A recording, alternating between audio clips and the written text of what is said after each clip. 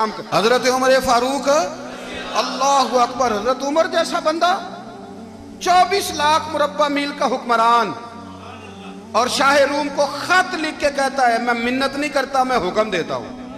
اتنا تگڑا بندہ جنگ قادسیہ کے لیے حضرت سعد بن ابی وقاص کو بھیجا، فتوح شام پڑھ کے دیکھیں۔ حضرت عمر بڑے پریشان ہیں، اتنے دن ہو گئے کوئی رپورٹ ہی نہیں آئی۔ اب تو موبائل ہے نا، تو ایک ایک منٹ کی رپورٹ لیں آپ، بلکہ آپ ایک ایک منٹ کی فوٹو لیں، آپ رپورٹ تو دور رہ گئی۔ حضرت عمر فاروق رضی اللہ تعالیٰ عنہ بڑے پریشان ہیں کہ قادسیہ میں حضرت سعد بن ابی وقاص کے ساتھ لوگ جہاد کرنے گئے، رپورٹ کوئی نہیں آ رہی۔ اتنے پریشان تھے کہ باہر نکل کے نا اس رستے پہ بیٹھ جاتے جو رستہ قادسیہ کی طرف سے آتا تھا، جو بھی آتا جاتا پوچھتے جنگ کے کیا حالات ہیں۔ ادھر جب اللہ نے فتح دے دی نا، تو حضرت سعد بن ابی وقاص رضی اللہ تعالیٰ عنہ نے نا ایک قاصد کو خط دے کے بھیجا، کہنے لگے عمر کے پاس جاؤ، انہیں اطلاع دو کہ الحمدللہ اللہ نے اسلام کو فتح عطا کر دی۔ یہ حضرت عمر کو جا کے دینا، وہ بڑے پریشان ہوں گے۔ وہ جو اس زمانے میں اس طرح ہوتا تھا کہ کئی دور دور سے صحابہ جو دوسرے شہروں کے ملکوں کے رہنے والے ہوتے تھے، وہ بھی آ کے شامل ہو جاتے تھے جہاد میں۔ کوئی ایک دفعہ مدینے آیا، کوئی 2 دفعہ آیا، پھر اپنے اپنے علاقوں میں بہت سارے لوگوں نے زیادہ دفعہ حضرت عمر کو دیکھا بھی نہیں تھا۔ وہ جو قاصد خط لے کے آیا تھا نا، اس نے ایک آدھ دفعہ دیکھا تھا، حضرت عمر بوڑھے ہو گئے، وہ پہچانتا نہیں تھا۔ ادھر سے وہ خط لے کے آ گیا، حضرت عمر مدینے سے باہر نکل کے اس روڈ پہ بیٹھے تھے جو قادسیہ سے آتا تھا۔ جب وہ اس آدمی کو آتے دیکھا تو حضرت عمر اٹھ کے کھڑے ہو گئے، فرمانے لگے قادسیہ سے آ رہے ہو؟ وہ کیا کہتا ہے؟ پھٹے پرانے کپڑے، ٹوٹے ہوئے جوتے، سر پہ پرانی پگڑی، کہنے لگے غلام مدینے کے رہنے والے ہو؟ حضرت عمر کہنے لگے ہاں مدینے کا ہوں۔ کہا میں قادسیہ سے آیا ہوں، الحمدللہ اللہ نے اسلام کو فتح دے دی ہے، الحمدللہ کفر کی کمر ٹوٹ گئی ہے۔ اس نے یہ بات کر کے تو گھوڑے کو ایڑی لگائی، گھوڑا دوڑنے لگا مدینے کے، حضرت عمر بھی ساتھ ساتھ دوڑ رہے، فرمانے لگے اچھا بتاؤ خالد بن ولید کا کیا حال ہے؟ تھوڑا آگے جا کے فرمانے لگے اسامہ بن زید کیسے ہے؟ وہ کہتے ہیں ٹھیک ہے۔ پھر اس نے اور گھوڑا، عمر ساتھ ساتھ دوڑ رہے ہیں، ساتھ ساتھ 24 لاکھ مربع میل کا حکمران، ایک جوتا پیر سے نکل گیا، عمر دوڑ رہے ہیں۔ آگے جا کے پوچھتے ہیں سعد بن ابی وقاص کا کیا حال ہے؟ کہا حضور وہ بھی ٹھیک ہے۔ کتنے لوگ میرے شہید ہو گئے مسلمانوں میں سے؟ کہنے لگا صحیح گنتی کا نہیں پتا، یہ لفظ ادا ہوتے ہوتے مدینے کی سرحد آ گئی۔ لوگوں نے عمر کو گھوڑے کے ساتھ دوڑتے دیکھا تو کہا امیر المومنین کیوں دوڑ رہے ہیں؟ وہ غلام چھلانگ لگا کے نیچے آیا، قدموں میں بیٹھ گیا، کہنے لگا حضور آپ نے بتایا ہی نہیں آپ امیر المومنین ہیں۔ آپ فرمانے لگے کیا بتاتا؟ میں تو اونٹ چرانے والے کا پتر ہوں، کیا بتاتا؟ وہ عمر ہوں جس نے اپنے گناہوں کا حساب دینا ہے، کیا بتاتا؟ جو سعد بن ابی وقاص کو جہاد پہ بھیج کے خود بزدلوں کی طرح گھر میں بیٹھا ہے، کیا بتاتا؟ کوئی حیثیت نہیں، کوئی تار۔ تو نے اچھا کیا، تو تو مجاہد تھا، مجھے ساتھ ساتھ دوڑایا، تو نے اچھا کیا۔ جتنے لوگ تھے چیخیں مار کے رونے لگے۔ حضرت فاروق اعظم سے کہنے لگے عمر جب تک تیرے جلوے رہیں گے اللہ کامیابیاں ہی عطا فرمائے گا، جب تک تیرا رنگ رہے گا اللہ تعالیٰ نوازتا ہی رہے گا۔ کچھ نہیں، کبھی اپنا آپ ظاہر ہی نہیں کیا۔ بہت بڑے تھے، بہت بڑے تھے حضرت عمر، بڑے تھے۔ حضرت ابو رافع غلام تھے، قرآن پاک بڑا سونا پڑھتے تھے۔ حضرت عمر جب بھی انہیں ملتے کہتے ابو رافع تو عمر سے اچھا ہے، قرآن بڑا شاندار پڑھتا ہے۔ تو وہ کہتے حضور اگر میں قرآن صحیح پڑھتا ہوں تو آپ کو قرآن کی تشریح زیادہ صحیح آتی ہے، آپ بھی تو مجھ سے افضل ہیں۔ تو آپ فرماتے نہیں پھر بھی تو مجھ سے افضل ہے۔ کیوں؟ اس لیے کہ تو اپنے آقا کی نوکری بھی ٹھیک کرتا ہے اور رب کی عبادت بھی ٹھیک کرتا ہے، اور مجھے خالص صرف عبادت کرنی ہوتی ہے وہ بھی ٹھیک نہیں کر پاتا۔ ساری زندگی اپنا محاسبہ، ساری زندگی اپنے گریبان میں دیکھا، ساری زندگی اپنے آپ کو پرکھا، اپنے آپ کو ٹٹولا۔ 62 سال عمر بیت گئی۔ حضرت حذیفہ بن یمان ایک صحابی تھے، میرے نبی کریم علیہ السلام ان سے راز کی باتیں کرتے تھے۔ ہر بندے کا ہاضمہ ٹھیک نہیں ہوتا، سب سے راز کی بات نہیں کرنی چاہیے۔ حضرت حذیفہ بن یمان کہتے ہیں حضور راز کی باتیں بتاتے۔ مدینہ منورہ میں جو منافقین تھے ان کی لسٹ بھی نبی پاک نے حضرت حذیفہ بن یمان کو دی تھی۔ جب کوئی مشکوک آدمی مر جاتا نا تو صحابہ کہتے ہیں ہم دیکھتے اگر حضرت حذیفہ نے جنازہ پڑھا ہے تو ہم بھی جنازہ پڑھ لیتے۔ نبی پاک نے بھی کچھ جنازے نہیں پڑھے، ترمذی میں ہے، فرمایا عثمان سے جو بغض رکھے اس کا جنازہ نہیں پڑھیں گے۔ حضرت حذیفہ بن یمان اگر جنازہ پڑھتے تو لوگ پڑھتے، وہ نہ پڑھتے تو لوگ جنازہ نہ پڑھتے۔ حضرت حذیفہ بن یمان کہتے ہیں جناب عمر فاروق کی خلافت کے آخری ایام تھے، کچھ دنوں کے بعد وہ شہید ہو گئے۔ فرماتے آدھی رات کا وقت تھا، میں گھر میں سویا تھا بڑا بے فکر، اچانک میرے دروازے پہ دستک ہوئی، میں گھبرا کے اٹھا، اتنی رات کو کون آیا؟ کہتے ہیں قربان جاؤں، دروازے پہ گیا تو امیر المومنین فاروق اعظم دروازے پہ۔ میں نے کہا عمر کوئی حکم تھا تو مجھے بلا لیتے۔ کہنے لگے میں نا امیر بن کے نہیں آیا، تیرا ویر بن کے آیا ہوں۔ امیر المومنین کی حیثیت سے سرکاری کام سے بلاتا تو وہاں بلاتا، مجھے ایک ذاتی کام پڑ گیا۔ کہتے ہیں میں نے عمر کو گھر کی اندر بلا کے چارپائی پہ بٹھایا، میں نے کہا حضور میں غریب آدمی، میں کیا آپ کے کام آ سکتا ہوں؟ تو کہتے ہیں انہوں نے نا مجھے ساتھ بٹھا لیا، پھر میرا ہاتھ پکڑ لیا، کہنے لگے تو عمر کو جانتا ہے؟ عمر جھوٹ نہیں بولتا، تو جانتا ہے عمر وعدوں کا پکا ہے؟ کہا حضور جانتا ہوں۔ کہا میں اس وقت آیا ہوں جب دیکھ بھی کوئی نہیں رہا۔ حضرت حذیفہ بن یمان کہتے ہیں پریشان ہو گیا، حضور پہلیاں نہ بجھوائے، مہربانی کریں بتائیں کدھر آئے ہیں؟ تو حضرت عمر فاروق فرمانے لگے 62 سال کا ہو گیا ہوں، 63 میں چل رہا ہے، داڑھی سفید ہو گئی ہے، پھل پک گیا، اٹھ فریدہ ستیا، داڑھی آ گئی پور، اگا نیڑے آ گئی، پچھا رہ گئی دور، اب قبر اشر کا معاملہ صاف نظر آنے لگا ہے۔ کہا حضور مجھ سے کیا چاہتے ہیں؟ حضرت عمر رو پڑے، کہنے لگے آج میں عشاء کے بعد نکلا ہوں تو نبی پاک کے صحابہ مجھے نیک کہہ رہے تھے، پھر میں نے بچوں کی ماں سے اور بچوں سے بھی پوچھا ہے، وہ بھی مجھ سے راضی ہیں، پر حذیفہ تیرے ساتھ نبی پاک راز کی باتیں کرتے تھے، سچ بتا کہیں عمر کا نام منافقوں میں شامل تو نہیں؟ سچ بتا ان منافقین میں تو شامل نہیں، کہیں اوپر سے تو نہیں سارا کچھ؟ حضرت حذیفہ بن یمان کہتے ہیں میں باپ کے مرنے پہ اتنا نہیں رویا جتنا عمر کے سوال پہ رویا۔ میں قدموں میں بیٹھ گیا، میں نے کہا نہیں عمر یہ تو میں نے نہیں سنا، لیکن یہ میں نے نبی پاک سے ضرور سنا ہے کہ میرے بعد اگر کوئی نبی ہوتا تو عمر ابن خطاب ہوتا۔ یہ میں نے اپنے کانوں سے سنا ہے کہ عمر جس گلی سے گزرے شیطان رستہ بدل جاتا ہے۔ یہ میں نے اپنے کانوں سے سنا ہے کہ 950 سال حضرت جبریل جناب عمر کی شان بیان کریں تو پھر بھی بیان نہیں ہو سکتا۔ یہ میں نے ضرور سنا۔ دوستو ساری زندگی حضرت عمر نے اگر دوسروں کا محاسبہ کیا تو اپنا اور اپنے بچوں کا بھی کڑا خیال رکھا، اپنی ذات پر بڑی توجہ دی۔ جو لوگ اپنا بھول جاتے ہیں نا، ہمیں اپنی صحت کا بڑا خیال ہے لیکن اپنی روحانی زندگی کا کوئی خیال نہیں ہے۔ حضرت عمر فاروق رضی اللہ تعالیٰ عنہ نا باہر والوں کا بھی بڑا سخت حساب کرتے تھے۔ بڑا ایک گورنر صاحب نے لباس بڑا شاندار پہننا شروع کر دیا تھا تو حضرت عمر نے اتروا کے نا تو انہیں ٹاٹ کا لباس پہنا کے تو اونٹ چرانے کی ڈیوٹی دے دی تھی۔ اتنا سخت احتساب کرتے تھے۔ کسائی کی دکان پر بھی 1-2 گھنٹے کھڑے ہوتے تھے۔ جو آدمی مسلسل 2 دن گوشت خریدتا تھا نا، فرماتے تھے اس کا ٹیکس بڑھا دو، لوگوں کو دال نہیں مل رہی اور یہ روز گوشت کھاتا ہے۔ حضرت فاروق اعظم اس کو جزیہ کہا جاتا تھا یا کچھ اور معاملات ہوتے تو بڑھا دیتے تھے۔ مسلسل جو 2 دن آدمی گوشت کھاتا تھا، فرماتے تھے مدینے میں غربت ہے، اگر یہ والا نظام تم کرو گے تو غریب لوگ کس کی طرف دیکھیں گے۔ لیکن اس سے زیادہ بڑھ کر جو ان کی زندگی کا معیار اور سٹیٹس تھا وہ یہ تھا کہ اپنے گھر کا خاص خیال رکھتے، خاص توجہ کرتے۔ ملک شام سے اور ایران سے کچھ لوگ آپ کی خدمت میں آئے تو وہاں سے کچھ کنیزیں بھی آئیں، ان کے بادشاہ کا پیغام لے کے۔ شاہ ایران کی کنیز کو ملکہ نے کہا کہ نا حضرت عمر کی زوجہ کو دیکھ کے آنا ذرا کس طرح کی ہے۔ ہمارے ملک میں کیا کہتے ہیں؟ خاتون اول، باقی سارے دووں میں خاتون اول، ذرا خاتون اول کو دیکھ کے آنا۔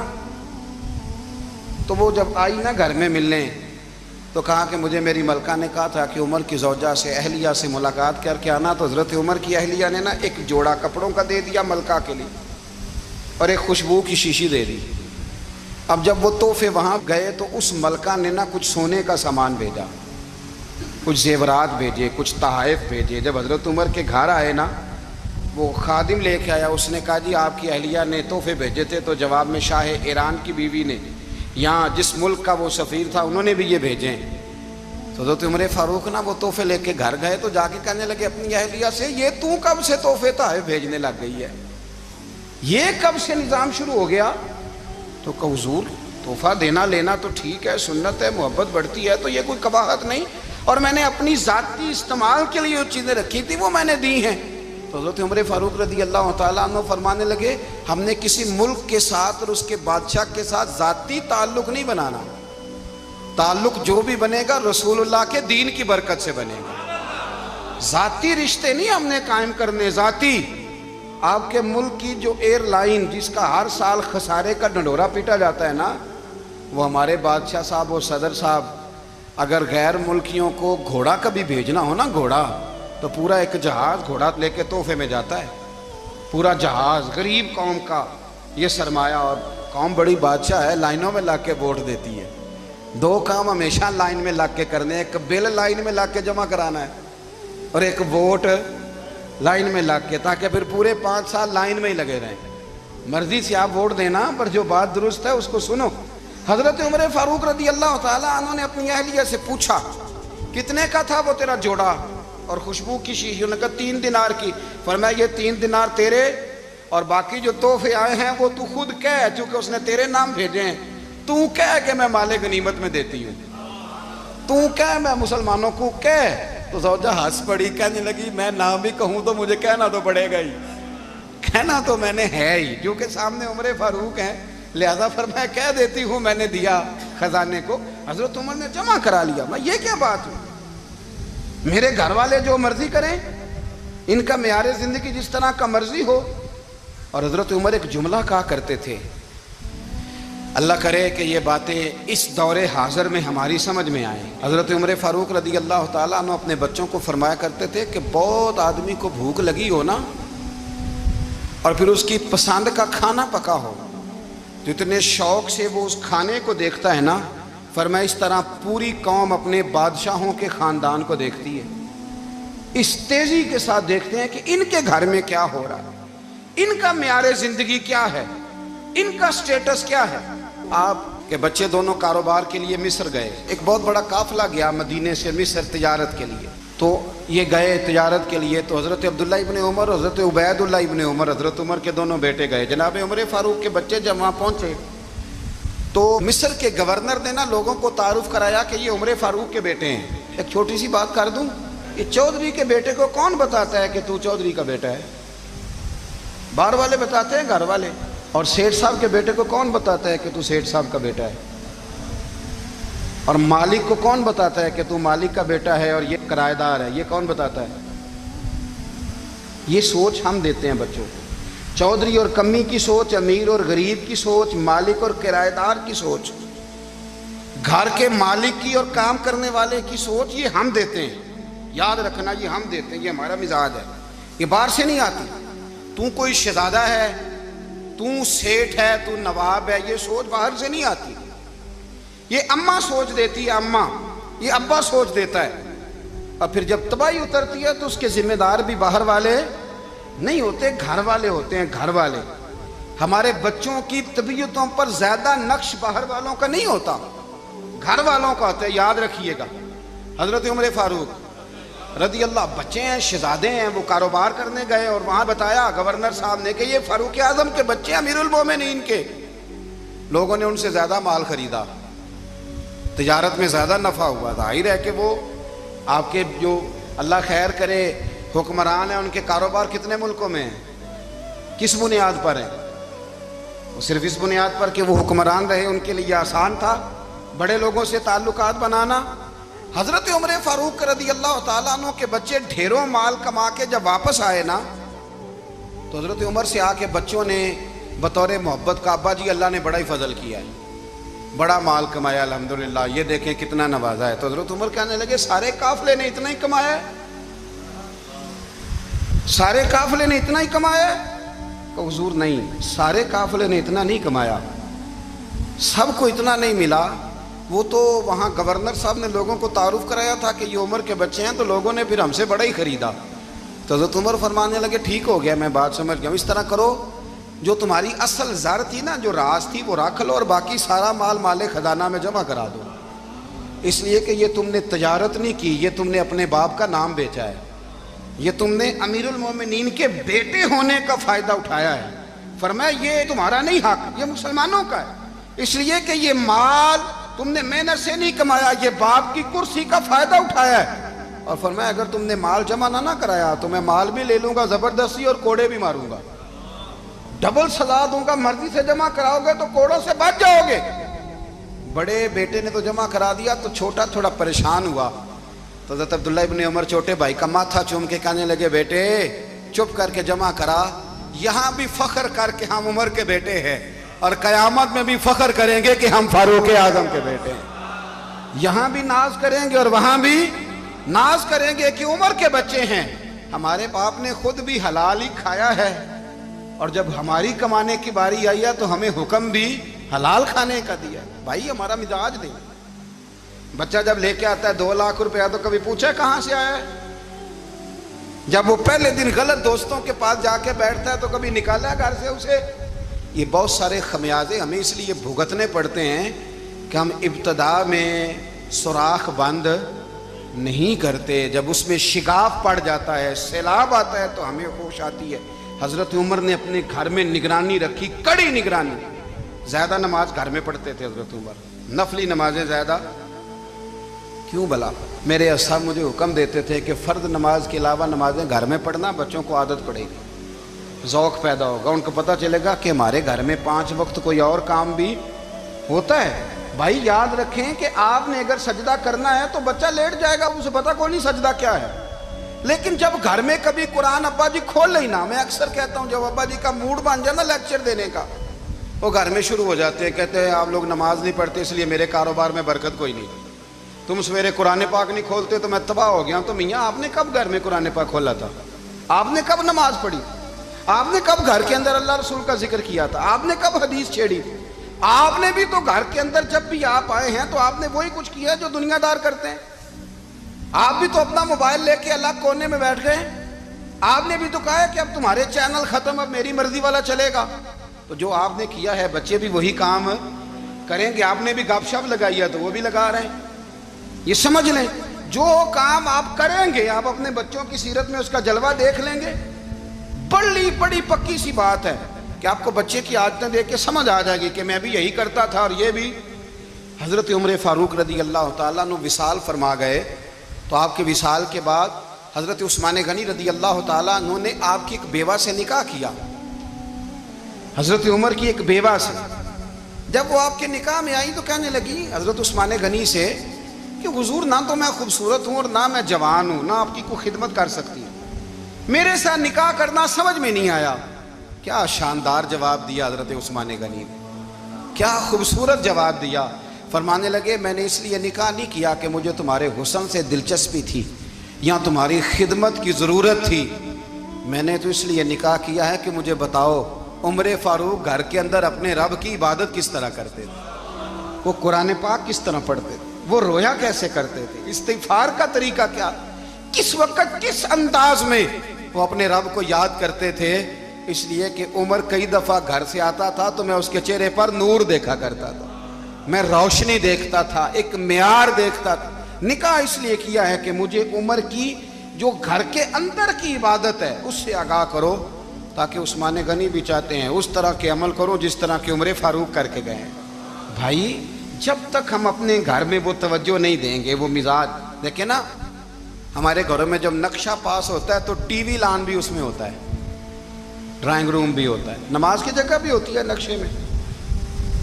صحابہ جب گھر بناتے تھے تو ایک مسجد بیت کا نقشہ پاس کرتے تھے، ذہن میں رکھتے تھے کہ یہ کونا نماز کے لیے، وہاں جوتے لے کے کوئی نہیں جائے گا، وہاں نماز پڑھی جاتی تھی، عورتیں وہاں اعتکاف کرتی تھیں۔ ٹی وی لان تو آ گیا ہے اور گھر کے اندر ٹی وی رکھنے کے لیے تو ایک کمرہ الگ سے بنا دیا گیا ہے، اور اب جو نئے نقشے پاس ہو رہے ہیں اس کے اندر گھروں کے اندر جگہ بنائی گئی ہے جہاں کمپیوٹر رکھے جائیں اور بچوں کے لیے وائرنگ ہوگی نیچے تاکہ انہیں کوئی مشکل درپیش نہ ہو۔ یہ ساری چیزیں ہم نے نہانے کے لیے گھروں کے اندر اتنے بڑے واش روم بنائے ہیں کہ لگتا یہ ہے کہ سوائے نہانے کے اور کام ہی نہیں کوئی گھر میں ہوگا، ہر چیز آ گئی۔ پر اللہ کرے کوئی تفسیر بھی ٹیبل پہ پڑی نظر آئے، کوئی حدیث کی کتاب بھی ٹیبل پہ پڑی نظر آئے۔ اللہ کرے کہ جس طرح ابا لطیفہ سن کے آتا ہے تو جب تک سنا نہ لے اسے ہضم نہیں ہوتا، اللہ کرے کہ وہ جمعے میں بیان سن کے جائے تو اس کا بھی دل کرے میں اپنے بچوں کو سناؤں. وہ نبی پاک کی کوئی حدیث کہیں سے سنے تو گھر جا کے سنائے. جب تک یہ معیار نہیں بنتا آپ کیسے توقع کرتے ہیں کہ گھر کے اندر اللہ کی رحمتیں نازل ہوں گی؟ آپ یہ کیسے توقع کرتے ہیں کہ گھر کے اندر وہ معیار اور وہ مزاج بنے گا؟ حضرت عمر فاروق نے ذاتی زندگی پر جو توجہ دی، گھر والوں کے معیار پر جو توجہ دی حضرت عمر فاروق رضی اللہ تعالیٰ عنہ نے، وہ بھی بڑی دیدنی ہے. حضرت ابو موسیٰ اشعری کو نا آپ نے وزیر خزانہ بنایا تھا. تو حضرت ابو موسیٰ اشعری کہتے ہیں کہ حضرت عمر کو شیخ خزانے میں رہنے تو دیتے نہیں تھے. ایک دن نا میں صفائی کر رہا تھا اس کمرے کی جس میں خزانہ رہتا تھا. ہمارے تو ملک میں جو جاتا ہے وہ صفائی کر کے ہی جاتا ہے، اللہ خیر کرے. اور خیر معیار بدلتا ہے. جو پچھلی حکومت ہوتی ہے وہ قرضہ اٹھاتی ہے، وہ باہر سے جاتی ہے تو قرضہ لے کے آتی ہے، اور جو نہیں آتی ہے وہ کہتی ہے ہمیں پیکج مل گیا ہے. وہ قرضہ نہیں اٹھاتے. ان کو کیا ملتا ہے؟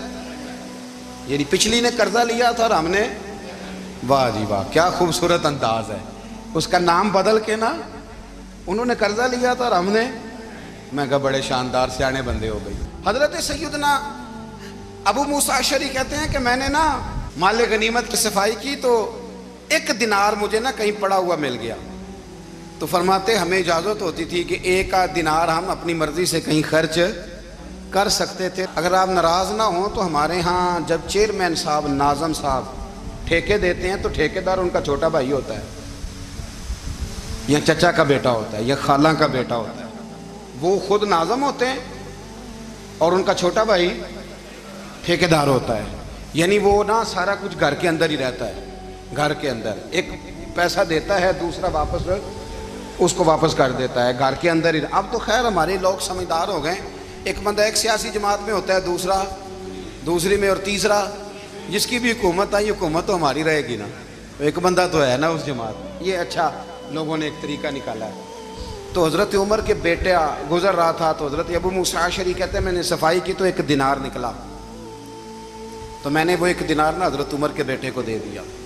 میں نے کہا لو بیٹا اپنے چچا کی طرف سے تحفہ. تو گھر جا کے انہوں نے حضرت عمر کو بتایا کہ چچا نے پیسے دیے ہیں. چھوٹے بچے تھے. حضرت عمر نے حضرت ابو موسیٰ اشعری کو بلا لیا اور بلا کے فرمانے لگے میں تو تمہیں اپنا دوست جانتا تھا اور تو نے میری اولاد کو ہی دنیا دار بنانا شروع کر دیا. میرے بچوں کو ہی تم نے دنیا دار پیسوں پہ لگانا شروع کر دیا. میں تو تمہیں یار سمجھتا تھا. فرمایا تمہیں چاہیے تھا میرے بیٹے کو نصیحت کرتے کہ بیٹا پیسوں سے رب راضی نہیں ہوتا، اس کی رضا والے کام کیے جائیں تو رب راضی ہوتا ہے. اور فرمایا تمہیں کوئی اور گھر نہیں ملا تھا تباہ کرنے کے لیے، میرا ہی گھر ملا تھا. اٹھاؤ اپنا دینار اور خبردار آج کے بعد میرے بچوں کے ساتھ یہ والی نیکی نہ کرنا. اور ہمارا کیا سٹیٹس ہے؟ دوستی ہے ہی اس سے جو تحفے زیادہ دے، جو بچوں کو خراب کرنے میں مدد زیادہ کرے، اس کے ساتھ یہ رہنا. حضرت عمر نے گھر پہ اور سب سے بڑھ کر اپنی ذات پہ توجہ کی. حضرت ابو مالک رضی اللہ تعالیٰ عنہ کہتے ہیں میں عمر کے پیچھے پیچھے ایک باغ میں گیا، اکثر اس باغ میں جایا کرتے تھے. اور عمر جا کے نا تو درخت کے نیچے بیٹھ گئے اور فرمانے لگے او امیر المومنین اللہ سے ڈر جا، ورنہ جس رب نے حکومت دی ہے وہ عذاب بھی بڑا دے گا. ڈر جا رب سے. کبھی ساری زندگی حضرت عمر نے اپنا کوئی تعارف نہیں کرایا، کبھی نہیں. ایک بندے نے آپ کے سامنے تعریف کر دی آپ کی تو فرمانے لگے تو خود بھی ہلاک ہوا اور مجھے بھی ہلاک کر دیا. کیا ضرورت پڑی ہے میری تعریفیں کرنے کی؟ اتنی دیر میری تعریف میں لگائی. اللہ کا ذکر کرتا رب تجھے ثواب دیتا، حضور پہ درود پڑھتا تو رب تیرے اوپر رحمتیں نازل کرتا. کس چکر میں؟ آج جتنا اچھی کوئی خوشامد کرے اتنی اچھی وزارت ملتی ہے، جتنی اچھی اس کو جو ہے وہ چاپلوسی کرنی آیا درجہ بھی اسے اتنا ہی اچھا ملتا. السلام علیکم دوستو، امید کرتا ہوں کہ آپ سبھی حضرات کو مولانا اجمل رضا صاحب کے بیان اچھے لگے ہوگے. اگر اچھا لگا ہے تو ہمارے چینل کر دینا سبسکرائب اور ویڈیو کر دینا لائک. ملتے ہیں نیکسٹ ویڈیو میں. خدا حافظ.